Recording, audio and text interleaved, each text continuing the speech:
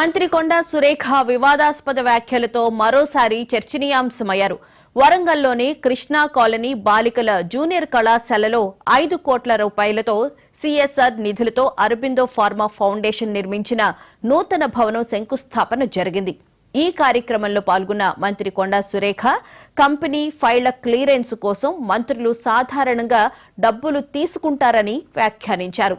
తాను అరబిందో ఫార్మాతో డబ్బులు కాకుండా స్కూల్ అభివృద్ధి చేయాలని కోరినట్లు తెలిపారు.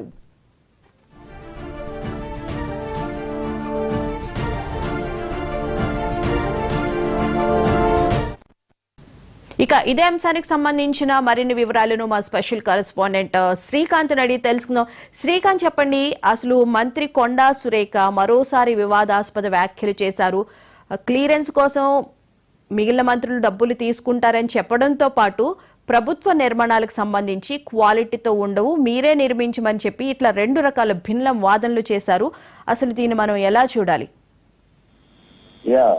దీనికి సంబంధించి ఇప్పటికే చర్చ జరుగుతుంది. ఎందుకంటే మంత్రులు డబ్బులు తీసుకుంటారు అనేది ఆమె బహిరంగంగానే చెప్పింది. ఎందుకంటే ఇప్పటి వరకు కాంట్రాక్టర్లు ధర్నా చేయడం చూసాం. ఇప్పటికే ప్రభుత్వం మీద 20% కమిషన్ ప్రభుత్వం అని చెప్పి ఆరోపణలు వస్తున్నాయి.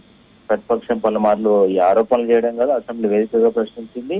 ఈ అప్రతిష్ట మూటగట్టుకున్న ఈ సందర్భంలో మంత్రి కొండా సురేఖ చేసిన ఈ వ్యాఖ్యలు ఏవైతే ఉన్నాయో, ప్రభుత్వం అంటే మంత్రులు కమిషన్లు తీసుకుంటున్నారు అనేదాన్ని బహిరంగంగా చెప్పినట్టు అయిపోయింది. ఇప్పుడు ప్రభుత్వం ఇరకడ్డంలో పడ్డట్టు అయిన పరిస్థితి ఏర్పడింది. ఎందుకంటే ఈ అంశాన్ని ఇప్పుడు అంటే ప్రభుత్వం పనులు కూడా ఆలస్యంగా చేస్తుంది, క్వాలిటీగా చేయదు అనే విషయాన్ని కూడా ఆమె బహిరంగంగానే చెప్పారు.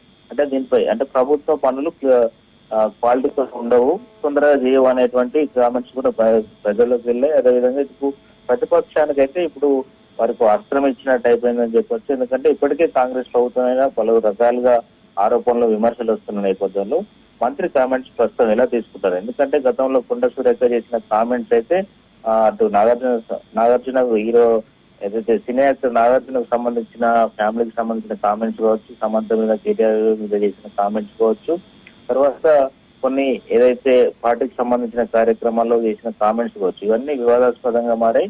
అప్పుడు ఆమె పార్టీకి మద్దతుగా అదేవిధంగా వారికి ఎగనెస్ట్ గా మాట్లాడింది కాబట్టి పార్టీ ఆమెకు మద్దతుగా నిలిచింది. అప్పుడు పార్టీ ఇంటర్నల్ గా అంశంగా భావించి ఆమెకు ఇంటర్నల్ గా రివ్యూ చేసుకున్నప్పటికీ ఇంటర్నల్ గా మాట్లాడుకున్నప్పటికీ బహిరంగంగా మాత్రం పార్టీ ఆమెకు మద్దతుగా నిలిచింది.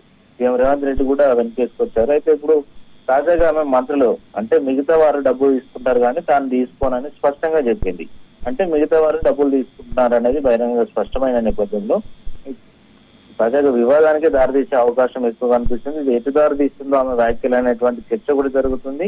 సీఎం రేవంత్ రెడ్డి దృష్టికి వెళ్ళి ఆమె ఏవైతే కామెంట్ చేసిందో నిన్న మాట్లాడిన అంశాలని ఆయన పరిశీలించినట్టుగా తెలుస్తుంది. కొంతమంది ప్రభుత్వంలోని కీలక మంత్రులు అదేవిధంగా నాయకులు ఆల్రెడీ అధిష్టానానికి ఈ విషయం చెప్పినట్టుగా తెలుస్తుంది.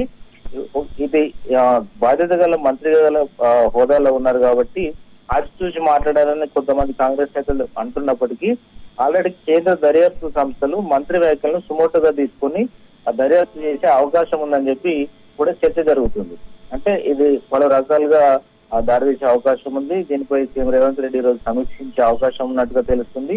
11 గంటల ప్రాంతంలో రేవంత్ రెడ్డి కమాండ్ కంట్రోల్ కు వస్తున్నారు. ఈ సందర్భంగా ఇటీవల పార్టీలో కావచ్చు, ప్రభుత్వంలో కావచ్చు నెలకొన్నటువంటి వివాదాస్పద అంశాలు ఏవైతే ఉన్నాయో ఆ అంశాలన్నిటి మీద ఈరోజు సీఎం సమీక్షించే అవకాశం ఉన్నట్టుగా తెలుస్తుంది.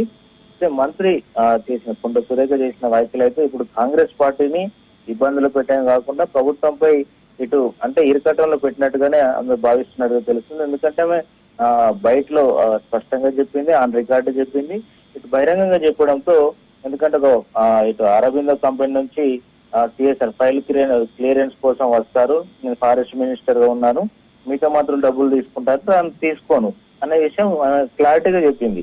మళ్ళీ ప్రభుత్వం క్వాలిటీతో ఏదైతే కట్టదు, తొందరగా నిర్మించలేదు అనేటువంటి అంశాన్ని కూడా ప్రస్తావించింది.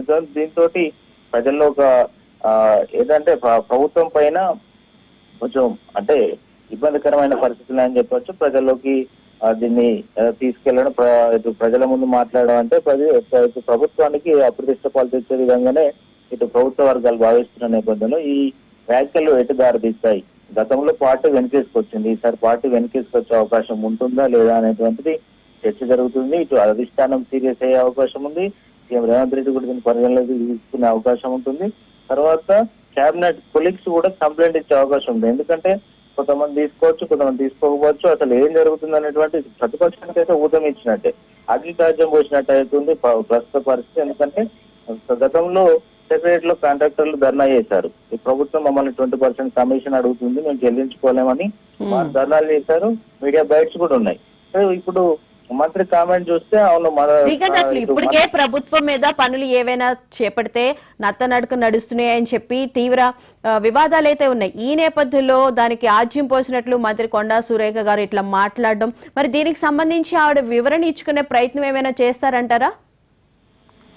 మంత్రి కామెంట్ చేసిన తర్వాత ఇటు సరస్వతి పుష్కరాలు ఉండే బోన అటు వెళ్ళిపోయింది. ఆ తర్వాత ఇప్పుడు హైదరాబాద్ చేరుకున్నట్టుగా తెలుస్తుంది. హైదరాబాద్ చేరుకున్న ఇవాళ క్లారిటీ ఇచ్చే అవకాశం కనిపిస్తుంది. ఎందుకంటే సీఎం దృష్టికి ఈ అంశం వెళ్ళిన తర్వాత ఆయన వివరణ కోరినట్టుగా తెలుస్తుంది. అయితే దీనికి సంబంధించి ఆమె మీడియాకు ఆమె వివరణ రిలీజ్ చేసే అవకాశం ఉన్నట్టుగా కనిపిస్తుంది. అయితే చేసినప్పటికీ ఆమె ఆన్ రికార్డు మంత్రులు కొంతమంది తీసుకుంటారు, నేను తీసుకోను అనే అంశం ఏదైతే మెన్షన్ చేసిందో, ప్రభుత్వం క్వాలిటీతో కట్టదు, తొందరగా పనిచేయదు అనే అంశం ఏదైతే ఆల్రెడీ బహిరంగంగా వెళ్ళిపోయింది. ప్రతిపక్షం ఆల్రెడీ దీన్ని ఇటు ప్రతిపక్ష పార్టీలకు సంబంధించిన సోషల్ మీడియా ప్లాట్ఫామ్స్ వైరల్ చేస్తున్నారు, కామెంట్ చేస్తున్నారు, విమర్శిస్తున్నారు. ఇవాళ కొంతమంది ప్రెస్ మీట్స్ పెట్టి కూడా విమర్శించే అవకాశం ఉంది. దీన్ని అయితే ఇది అవినీతి కింద తీసుకొని ఇది కేంద్ర దర్యాప్తు సంస్థలు ఏవైతే ఉంటాయో వాళ్ళు సుమోటోగా స్వీకరించే అవకాశం ఉంది. ఇది ప్రభుత్వానికి ప్రమాదం. ఎందుకంటే బహిరంగంగా ఒక మంత్రి కామెంట్ చేసింది కాబట్టి ఇటు దర్యాప్తు చేసే అవకాశం కూడా ఉంటుంది, వారు సుమోటోగా కేసు నమోదు చేసే అవకాశం కూడా ఉంటుంది.